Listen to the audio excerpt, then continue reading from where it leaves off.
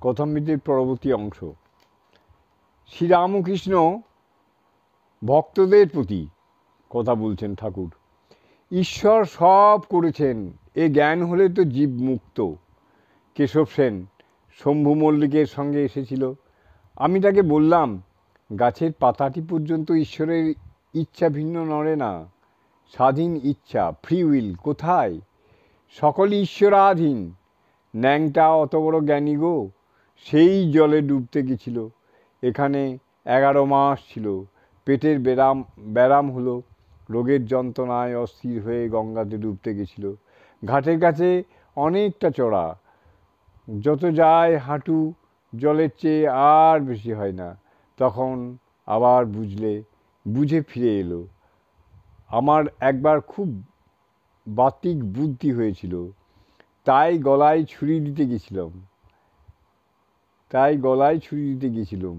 তাই বলি, মা আমি যন্ত্র, তুমি যন্ত্রী, আমি রথ, তুমি রথী, যেমন চালাও তেমনি চলি, যেমন করাও তেমনি করি। ঠাকুরের ঘরের মধ্যে গান হইতেছে, ভক্তেরা গান গাইতেছেন। হৃদি বৃন্দাবনে বাস যদি করো কমলাপতি, ওহে ভক্তিপ্রিয়, আমার ভক্তি হবে রাধাসতী।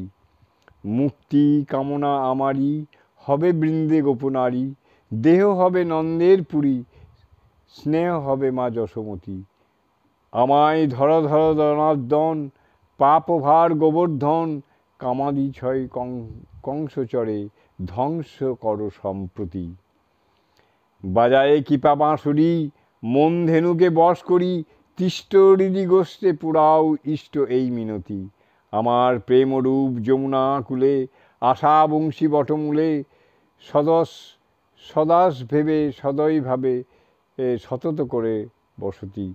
যদি বলো রাখাল প্রেমে বন্দি থাকি ব্রজধামে, তবে জ্ঞানহীন রাখাল তোমার দাস হবে হে দাশরথী। দাশরথীর এই পদখানা এখানে গাওয়া হয়েছে।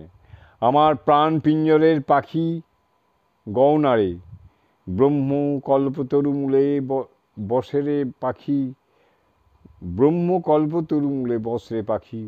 বিভুগণ গাও দেখি, গাও গাও, আর ধর্ম অর্থ কাম মোক্ষ সুপক্ষ ফল খাও না রে। নন্দন বাগানের শ্রীনাথ মিত্র বন্ধুগণ সঙ্গে আসিয়াছেন।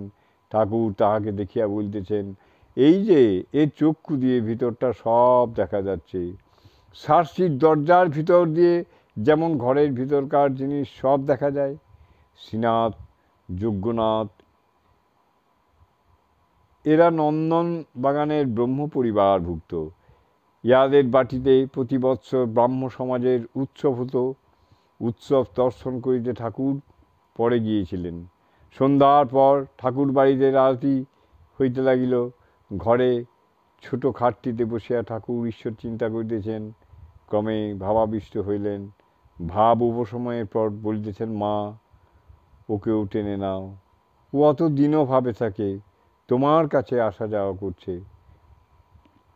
ঠাকুর ভাবে বাবুরামের কথা কি বলিতেছেন। ঠাকুর ভাব হয়ে সে বাবুরামের কথা কি বলিতেছেন। বাবুরাম, মাস্টার, রামদয়াল প্রভৃতি বসে আছেন।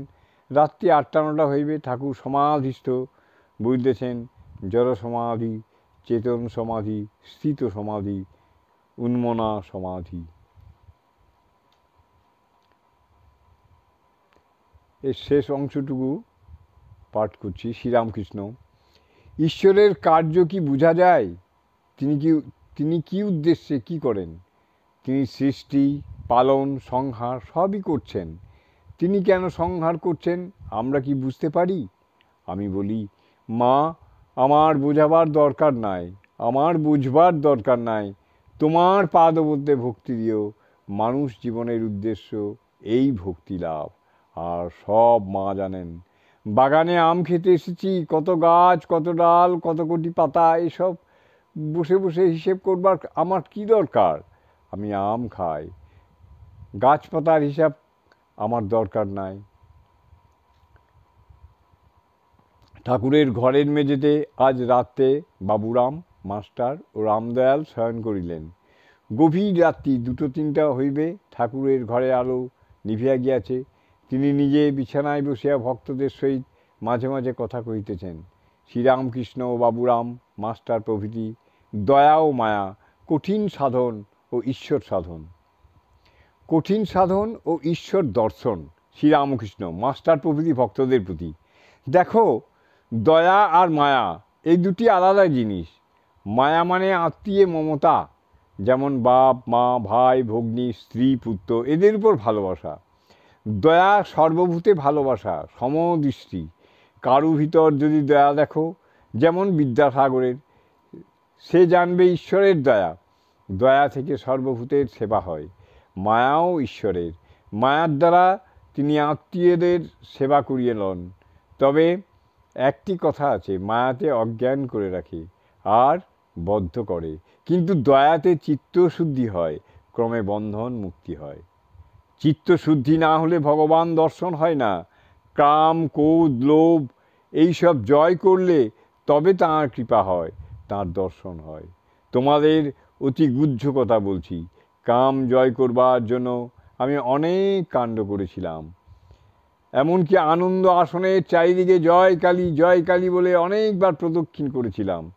আমার 10-11 বৎসর বয়সে যখন ওদেশে ছিলুম, সেই সময় ওই অবস্থাটি সমাধি অবস্থা হয়েছিল।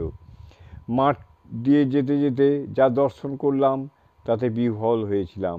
ঈশ্বর দর্শনের কতগুলো লক্ষণ আছে।